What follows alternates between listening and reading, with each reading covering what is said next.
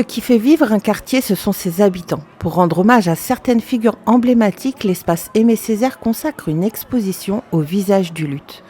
40 portraits sont exposés dans le hall d'accueil. Ils ont notamment été réalisés par 4 jeunes filles du quartier. J'ai proposé à des groupes d'ados, des jeunes filles qui venaient à la bibliothèque. Elles étaient partantes dès le début. C'est des habitants du quartier, donc je leur ai demandé de définir les visages du luth pour elles. Ils servent à beaucoup de choses ici au luth. Par exemple, Saïd, c'est un grand commerce. Tout le monde les connaît. Ouais, c'est ça. Il y a les collègues, il y a l'épicier du coin, il y a les anciens directeurs des écoles élémentaires et maternelles, il y a des bénévoles. Je trouvais ça très intéressant comme projet, le fait qu'elle s'approprie. Bon, déjà la photo qui peut être un peu... Surtout les appareils photo, ça peut sembler un peu inaccessible au départ, elles ont plus l'habitude des téléphones. Mais ce que je trouvais ça chouette, c'est de le faire dans leur propre quartier, dans les lieux qu'elles connaissent, les personnes qu'elles ont l'habitude de croiser.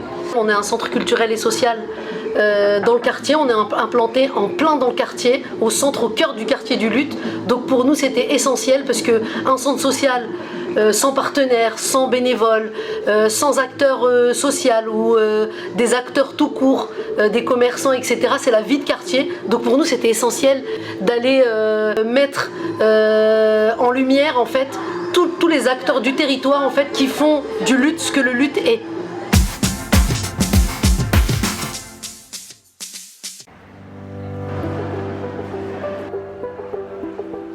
Depuis bientôt 6 ans, l'initiative des paniers solidaires continue d'exister. La ville distribue gratuitement, avec l'aide de bénévoles, un panier de courses genevillois qui contient lait, légumes, fruits, du riz, des œufs ou encore de la farine. En moyenne, 1300 paniers sont préparés et distribués dans la journée.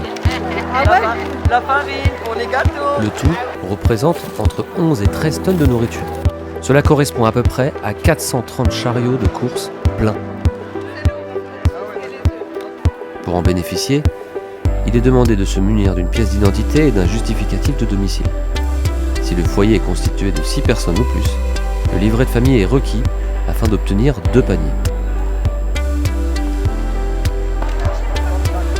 La prochaine distribution aura lieu le samedi 7 février à partir de 14h au gymnase Anatole France.